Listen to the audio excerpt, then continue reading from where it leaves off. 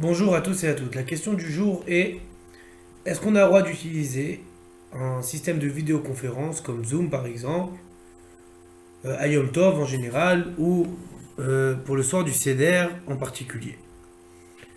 Alors dans ce débat halachique, si on peut dire ainsi, on a beaucoup entendu le nom de mon arrière-grand-père, Rabbi Shalom Messas, qui était le grand rabbin de Jérusalem, et on a laissé entendre qu'il aurait permis une chose pareille. Et je me sens donc le devoir de vous informer que il n'en est rien et que ce n'est pas ainsi. C'est vrai que la période actuelle est une période difficile, on se retrouve chacun confiné chez soi, bien qu'on avait l'habitude de passer le soir du Seder en famille, ou chacun en voyage dans des hôtels organisés, mais c'est comme ça que Akadosh Baruch Hu a décidé et c'est ainsi qu'il faut faire. C'est vrai que il y a une grande discussion par rapport à l'utilisation de l'électricité le jour de Yom Tov. Mon arrière-grand-père, Rabbi Shalom Messas, était d'avis que l'utilisation de l'électricité pendant Yom Tov, en tout cas allumer la lumière pendant Yom Tov, est autorisé. Son avis était fondé sur le fait qu'il comprenait qu'il y avait dans les fils électriques du feu et en levant ou en baissant l'interrupteur, on ne faisait que faire passer le feu d'un fil à l'autre afin qu'il arrive à l'ampoule. Et de la même manière qu'il est autorisé d'allumer une allumette ou une bougie d'une flamme qui est déjà existante, on pourrait ainsi allumer la lumière à travers du feu qui se trouve déjà dans le fil. Son avis était très répandu en Afrique du Nord, mais aussi chez les Ashkenazim. Le Gaon Yerushalayim Arav Zvi Pessar Frank, Zichrono Livracha, lui aussi a autorisé d'allumer la lumière le jour de Yom Tov. Il était basé entre autres sur cette compréhension de l'électricité. Cependant, la majorité des décisionnaires de cette génération, et même des générations précédentes, ont tranché que d'allumer la lumière à Yom Tov procède d'un interdit qui s'appelle Nolad, on crée quelque chose. En réalité, l'électricité n'est pas du feu, l'électricité est certes une énergie qui permet d'amener du feu, qui permet d'amener la lumière, mais elle n'est pas en elle-même du feu. Comme l'a dit Rav Shlomo Zalman lui-même, que toute cette permission était basée sur une mauvaise compréhension de ce qu'était l'électricité. En tout cas, même pour ceux qui permettent d'allumer la lumière le jour de Yom Tov, l'utilisation de Zoom ou de tout autre moyen de visioconférence serait interdite. Je cite ce que mon arrière-grand-père a écrit dans Shemesh Umagen, le deuxième tome, au Siman Samer Dalet, au chapitre 64. Alinyan Shimush Beramkol Beshabbat Yom Tov, par rapport à l'utilisation d'un microphone le jour de Shabbat et Yom Tov. Davar Sheasur Kefi Adin Be'echle, quelque chose qui est interdit d'après la stricte halacha, l'école à poskim d'après tout le monde, sans discussion. Shu mechabe ou mavi'ir bechol dibur ayotzi mipi amedaber, parce qu'il va allumer et éteindre pour chaque parole qui va sortir de celui qui parle.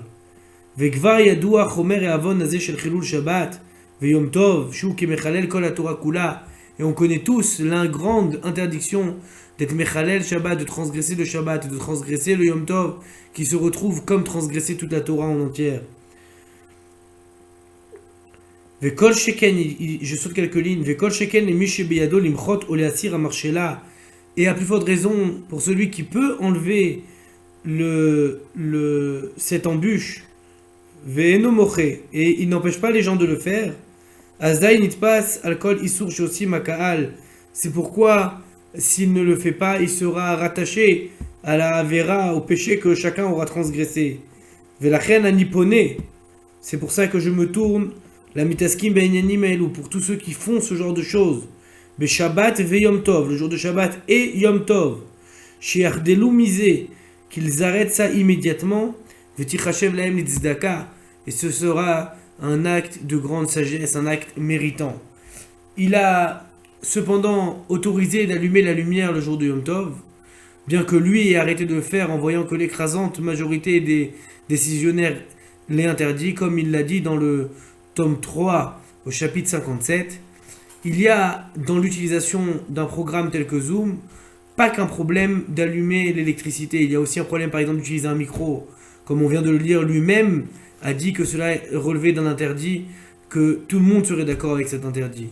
Il y a, à part ça, un autre interdit de vouloir se montrer sur une caméra, de s'afficher sur un écran, ce qui relève d'un interdit, d'écrire, d'ordre rabbinique, certainement, mais il est quand même interdit de vouloir écrire pendant Yom Tov.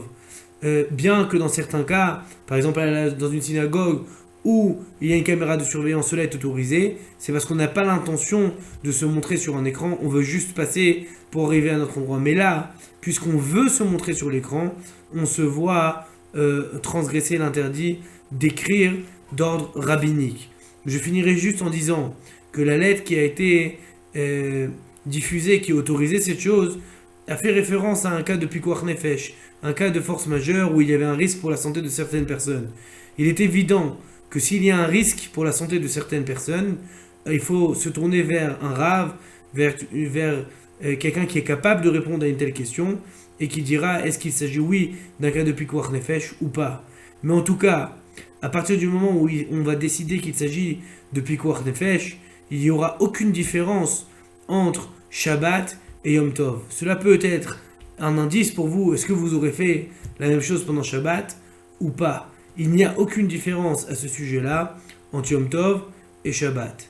C'est pourquoi, Rabotai, il est interdit, même d'après le Rav Messas, et même d'après la majeure, écrasante partie des poskim, des décisionnaires, il est complètement, strictement interdit d'utiliser ce genre de programme le jour de Yom Tov. Bintaim Eyu Shalom, Veshi Besorot Tovot, Verefoua Shelema, pour tous les malades du Klal Israël. Torah Box, c'est la diffusion chaque jour de cours de Torah variés et innovants, adaptés à chacun. Grâce à une équipe investie et désireuse de diffuser la Torah à son peuple, des cours sont enregistrés chaque jour en studio, puis montés et diffusés. Avec des rabbinim de haut niveau, sur tous les sujets de la vie juive, paracha, pensée juive, halakha, couple, éducation, émouna, histoire juive. Et chaque semaine, une histoire exceptionnelle à raconter le Shabbat. De nouvelles émissions et débats innovants qui confrontent Torah et actualité. Des concepts de vidéos qui expliquent la halakha de manière ludique, divertissante et accessible. Et des programmes de Torah pour nos enfants. Torah Box, c'est du judaïsme sur mesure pour vous.